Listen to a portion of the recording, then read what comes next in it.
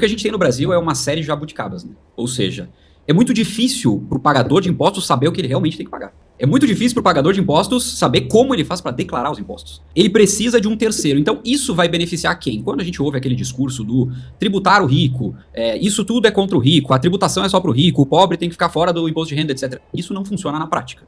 Na prática, nós temos o quê? O rico tem um contador muito bom, porque ele pode pagar por esse contador. Esse contador consegue encontrar meios legais de que ele escape de impostos que o pobre não consegue. Por quê? Porque ele não tem um especialista tratando para ele. Então, além de tomar muito tempo do pobre, que sim é escasso, quando a gente ouve aquela história de que as 24 horas de todo mundo é a mesma, não é, a do pobre é menos. O pobre tem menos horas disponíveis. Né? Acorda às 5 da manhã, vai trabalhar até 9 da noite, ele não Exatamente. tem tempo. O pobre não tem alguém para lavar roupa para ele, para limpar a casa, para lavar a louça, para limpar o pátio, para cuidar das crianças. O pobre faz tudo sozinho. Então ele tem muito menos tempo para poder, por exemplo, gastar com tributação.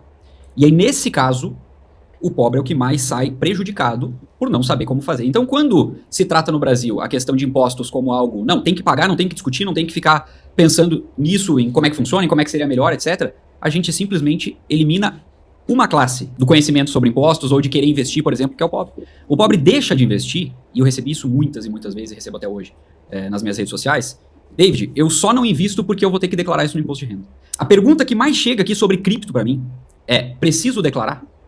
Se eu comprar, eu preciso declarar? Como é que eu faço? Eu tenho que pagar imposto ou não tenho que pagar imposto? E quando a gente fala, olha, tem que declarar ou tem que pagar imposto, funciona de tal e tal forma, tem como isentar, ele já acha muito complicado e cai fora. Então, a barreira para o pobre deixar de ser pobre, ela é ainda maior.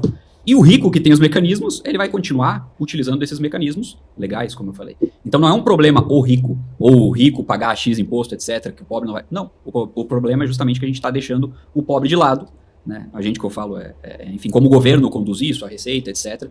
E esses tabus é que precisam ser quebrados no Brasil para que as coisas fiquem mais simples, mais fáceis. E aqui eu tô falando, e eu sei que o Cláudio veio de família pobre e construiu patrimônio.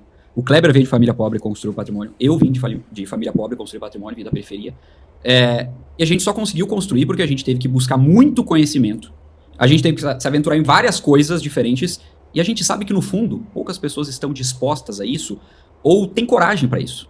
Pode ser culpa das pessoas, algumas coisas, e outras nem tanto. Outras são barreiras que são criadas e que realmente dificultam.